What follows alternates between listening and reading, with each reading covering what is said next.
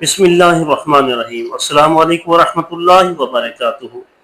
ناظرین کرام، کبھی آپ نے سوچا کہ ہم روزانہ نماز پڑھتے ہیں، سجدے کرتے ہیں، تسبیحات دہراتے ہیں، مگر کیا ہماری نماز واقعی اللہ تعالیٰ کے ہاں قبول ہو رہی ہے؟ کیا ہم واقعی اللہ تعالیٰ کے دربار میں سر جھکاتے ہیں یا صرف رسم نبھاتے ہیں؟ نبی کریم صلی اللہ علیہ وسلم نے فرمایا کہ 5 لوگوں کی نماز دنیا میں ہی رد کر دی جاتی ہے۔ ان کی نماز، ان کا کوئی عمل اللہ تعالیٰ کے ہاں قبول نہیں ہوتا۔ ان بد نصیبوں کی پہچان ہمیں حدیث سے معلوم ہوتی ہے تاکہ ہم ان اعمال سے بچیں اور اپنی نماز کو اللہ تعالیٰ کے ہاں مقبول بنا سکیں۔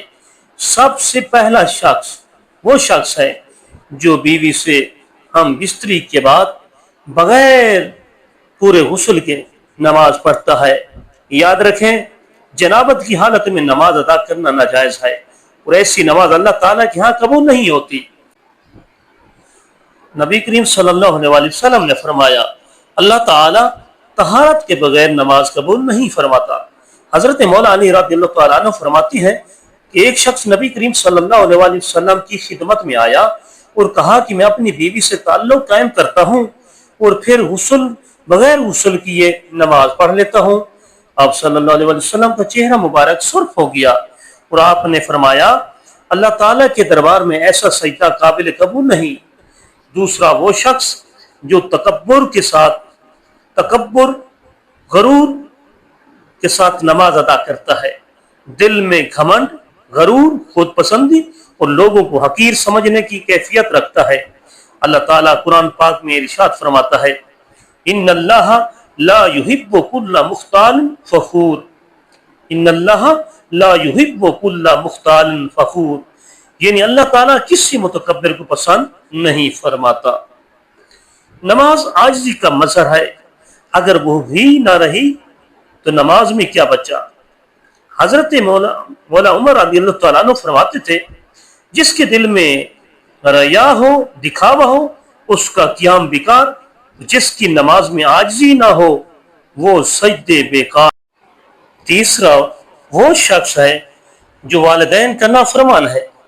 ماں باپ کی دعائیں اگر نہیں ملتی تو سجدے بھی اثر نہیں رکھتے۔ رسول اللہ صلی اللہ علیہ وسلم نے فرمایا، جنت ماں کی قدموں تلے ہے۔ حضرت ویس کرنی رحمت اللہ علیہ کا واقعہ معروف ہے، جنہوں نے ماں کی خدمت کی، ایسی مثال قائم کی کہ نبی کریم صلی اللہ علیہ وسلم نے صحابہ کرام کو ان سے دعائیں لینے کی تاکید کی، اور آج لوگ ماں باپ کو اولڈ ہوم میں چھوڑ کر نمازوں کی قبولیت چاہتے ہیں۔ چوتھا شخص وہ ہے جو حرام کھاتا ہے، جھوٹ، سود، رشوت یا دھوکہ دہی سے اپنا پیٹ بھرتا ہے، پھر نماز ادا کرتا ہے۔ حضرت سعد بن ابی وقاص رضی اللہ تعالیٰ عنہ نے نبی کریم صلی اللہ علیہ وسلم سے دعا کی درخواست کی۔ آپ صلی اللہ علیہ وسلم نے فرمایا، اے سعد، اپنا کھانا پاک کر، تیری دعا قبول ہوگی۔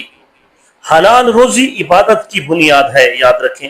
حضرت ابو بکر صدیق رضی اللہ تعالیٰ عنہ نے ایک غلام سے نوالا لیا، پھر جب معلوم ہوا کہ وہ کمائی ناجائز تھی تو پیٹ میں ہاتھ ڈال کر وہ نوالا نکالا اور فرمایا، اگر یہ نوالا نہ نکالا تو نماز برباد اور ایمان خراب ہو جائے گا۔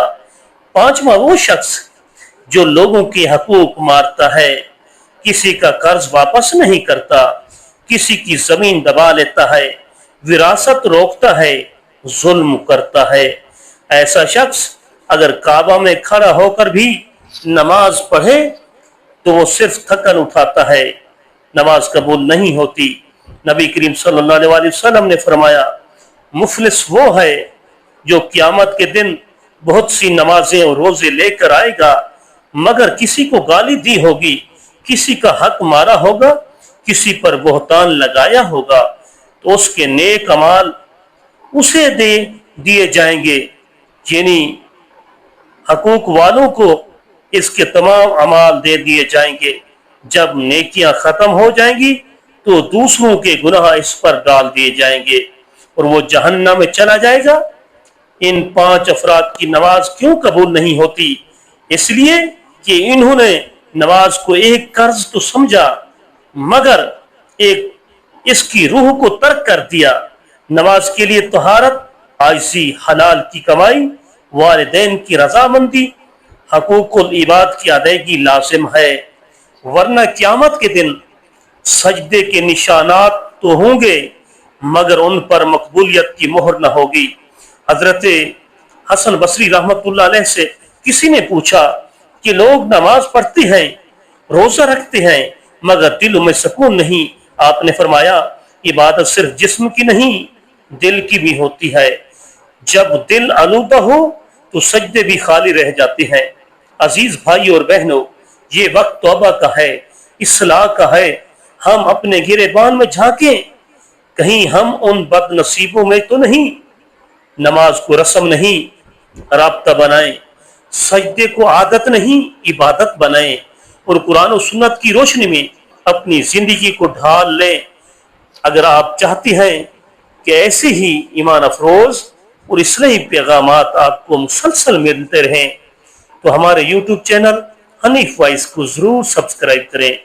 ये चैनल दीन के सच्चे इल्म, नबी करीम सल्लल्लाहु अलैहि वसल्लम की सुन्नतों, सहाबा किराम के वाक़ियात और रोजमर्रा इस्लामी मसाइल पर मुस्तनद और मुअस्सर वीडियोस पेश करता है।